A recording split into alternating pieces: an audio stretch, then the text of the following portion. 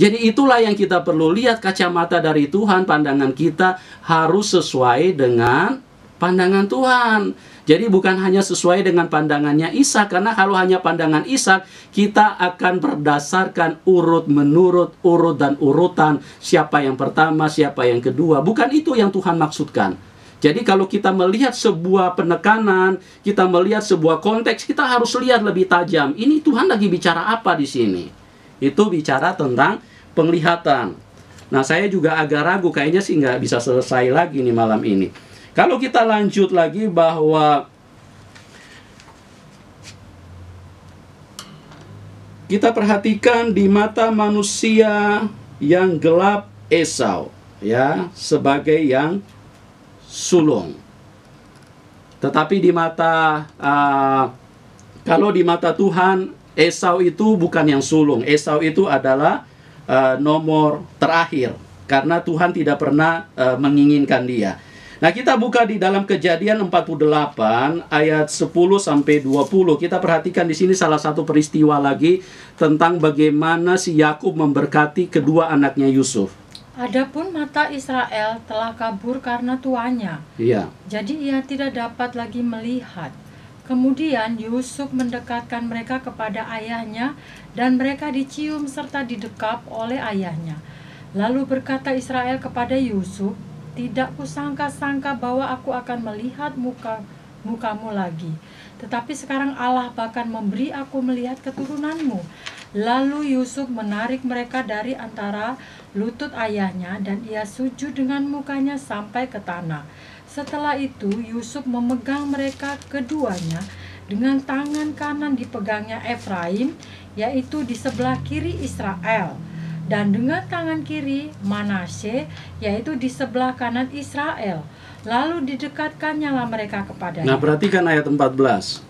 Tetapi Israel mengulurkan tangan kanannya dan meletakkannya di atas kepala Efraim. Iya, Efraim ini si adik, si bungsu. Terus? Walaupun ia yang bungsu. Nah, itu yang bungsu. Terus? Dan tangan kirinya di atas kepala Manasye. Ya, kita sudah tahu di mana-mana tangan kanan itu yang utama, tangan kanan itu yang pertama, tangan kanan itu yang sulung. Tapi kita perhatikan di sini bahwa Yakub itu menumpangkan tangan kanannya di atas Efraim. Nah, ini penglihatannya si Yakub ini benar pada waktu itu. Terus? Jadi tangannya bersilang. Jadi tangannya bersilang. Ya. Walaupun Manasye yang sulung. Walaupun Manasye yang sulung. Nah, kita lompat saja karena kita waktunya terbatas. Kita lompat ayat 17. Ketika Yusuf melihat bahwa ayahnya meletakkan tangan kanannya di atas kepala Efraim. Iya, tangan kanannya di atas Efraim. Ini kan seharusnya yang sulung tangan kanan. Karena tangan kanan itu yang utama. Hal itu dipandangnya tidak baik. Iya, Yusuf pada waktu itu punya pandangan juga, ini masih pandangan manusia. Dia hanya melihat yang lahir pertama ini si Manasye. Jadi Manasye lah yang seharusnya menerima tangan kanan gitu loh. Lalu dipegangnya tangan ayahnya untuk memindahkannya dari atas kepala Efraim ke atas kepala Manasye. Katanya kepada ayahnya, "Janganlah demikian ayahku, sebab inilah yang sulung. Letakkanlah tangan kananmu ke atas kepalanya." Tetapi ayahnya menolak, katanya, "Aku tahu anakku." Iya, aku tahu anakku. Kamu nggak melihat. Aku ini lagi melihat sesuai dengan kacamata Tuhan. Karena terang Tuhan lagi ada di dalamku. Jadi aku lihat bahwa yang berhak, yang mengutamakan Tuhan ini si Efraim. Dialah yang berhak menerima yang sulung. Itulah yang dilihat oleh si Yakub, si Israel pada waktu itu. Terus? "Aku tahu anakku, aku tahu. Ia juga akan menjadi suatu bangsa, dan ia juga akan menjadi besar kuasanya.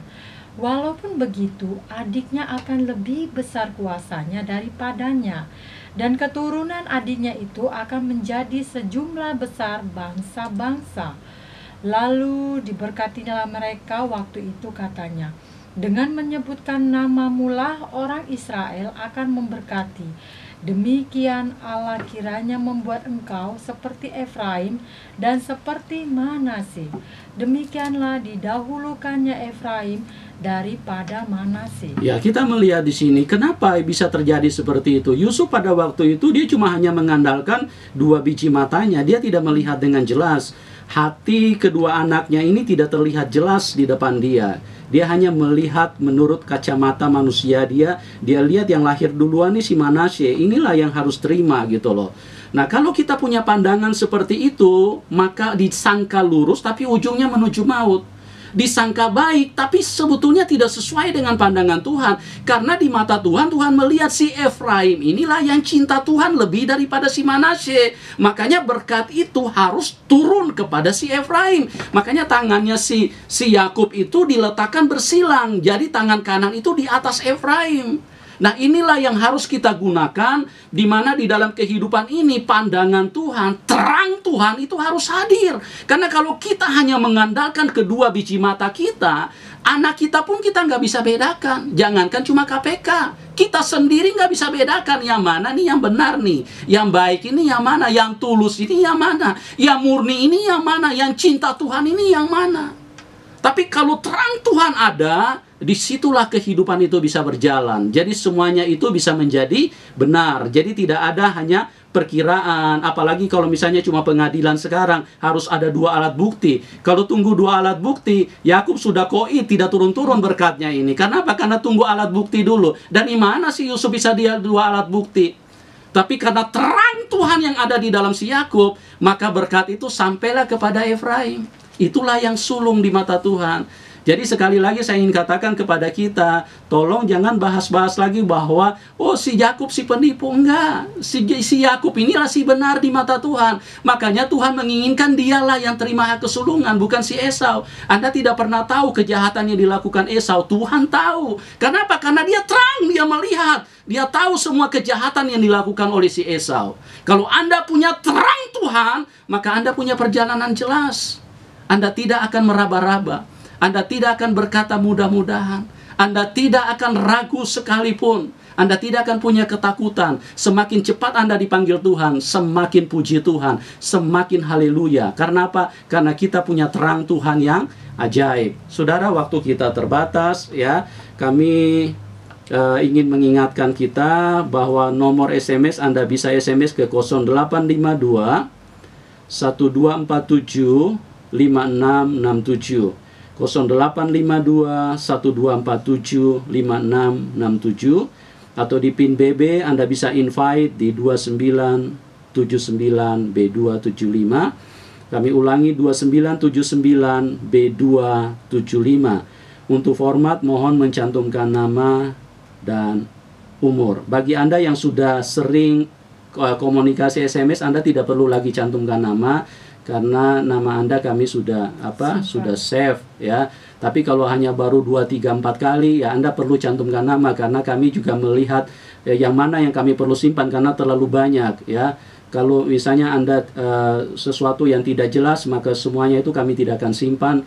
Dan kalau misalnya BB juga, kalau misalnya masuk PIN yang tidak jelas, cuma promo-promo info biro jodoh, itu kami akan delkon semua. Ya, Anda harap maklum, karena di sini bukan biro jodoh, di sini biro kebenaran. Di sini memimpin dan membawa kita untuk sama-sama cinta Tuhan, supaya kita sama-sama bisa pulang ke surga.